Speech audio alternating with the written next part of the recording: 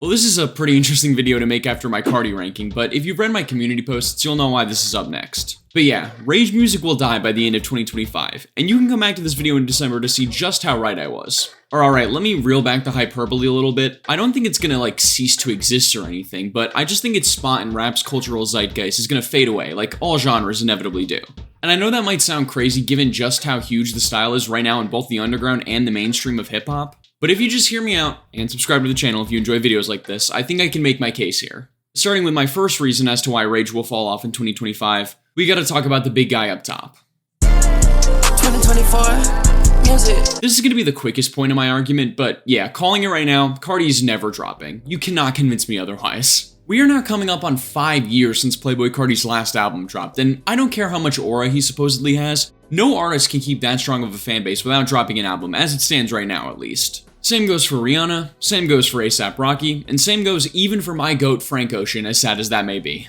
Now of course that's not to say that there aren't gonna still be diehards that are waiting for Cardi to drop in 2040, but what I'm saying is the level of popularity that Cardi's currently at really is not sustainable if he doesn't release new music. I mean, you can see it all over his Instagram comment section, his subreddit, hell, I bet people are probably pulling up in real life to beg for the album at his shows. People overall are just really starting to get sick of delay after delay after delay.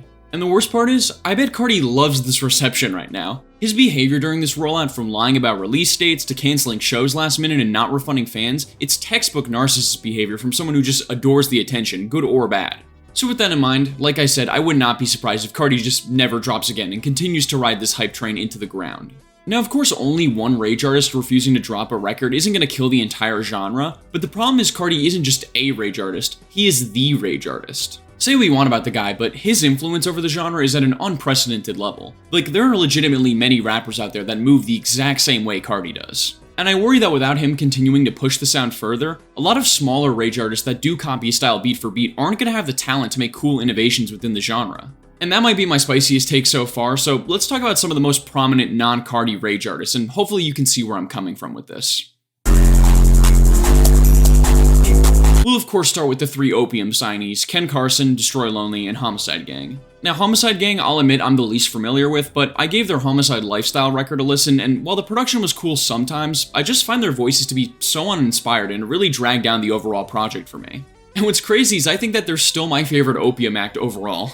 On Ken Carson, I don't care what anyone says at this point, I find his style to be so bland. Extremely dry vocal delivery with even lower effort instrumentals are littered across A Great Chaos and its deluxe. Seriously, not every single beat has to center around the same distorted 808 pattern and a repetitive looping synth melody. And don't even get me started on Destroy Lonely, he's got an even more boring delivery somehow, and let me tell you, his style of more low-key rage music is the last thing this genre needed.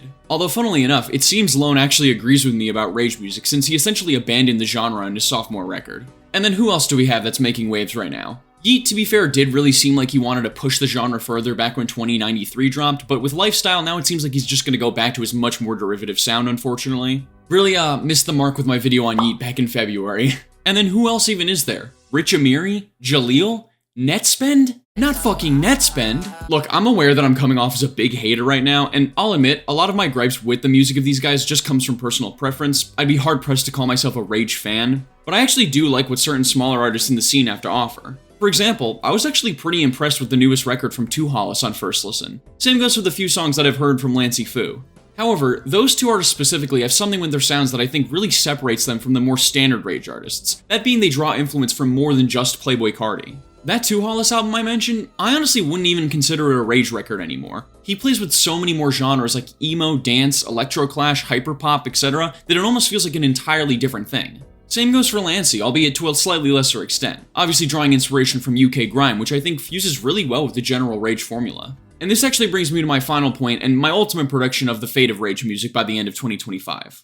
Nope, just kidding actually. Hi, this is editing me from the future here. I felt like I missed some pretty prominent rage artists and albums in this segment of the video when originally writing this, so I'm just gonna take this moment to speed through some of my thoughts on a few other ones. And look, you get to see the Mushroom again in a video, it's been a while. Firstly, we got Trippie Redd with his 4th studio album, Trip at Night. This record was actually released fairly early in the rage wave back in 2021, I think, and honestly, I kind of wish this more upbeat, hyper-poppy kind of style of rage ended up being much more prominent in the overall scene, since I massively prefer it to the more dark and headache-inducing kind. There's also Lil Uzi Vert's contributions to Rage with some tracks on his 2 most recent albums, which really only serve to remind me how hard he's fallen off quality-wise, which is extra sad considering that behind Cardi, he's probably the most important artist in terms of establishing the origins of the genre.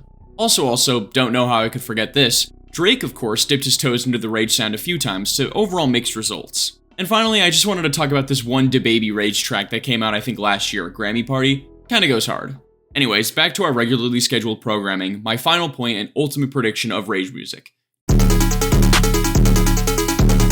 Like I hinted at earlier, I just find that the defining attributes of Rage music don't allow for enough experimentation for it to reach a self-sustaining level in hip-hop. And that may sound confusing at first, but I think what helps is to recognize the difference between a subgenre and a microgenre here.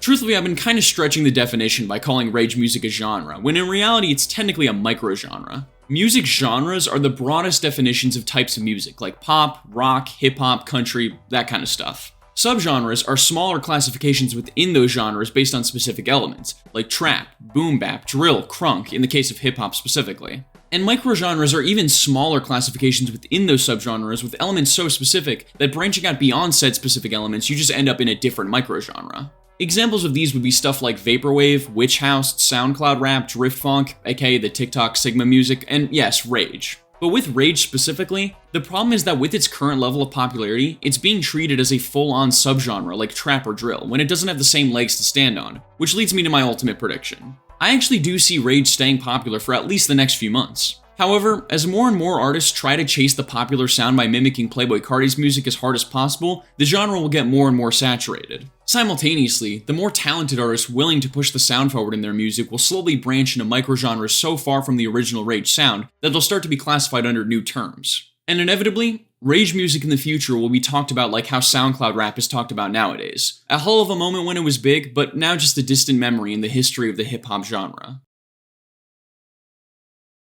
So yeah, that's my take on why Rage music will quote-unquote die in 2025. And before I do my usual outro, please watch this part, it's important. Opium fans, I know some of you guys don't tend to take criticism towards your favorite artist very well, but please remember that all of this is just my opinion, and we can wholeheartedly disagree with one another and still be cordial.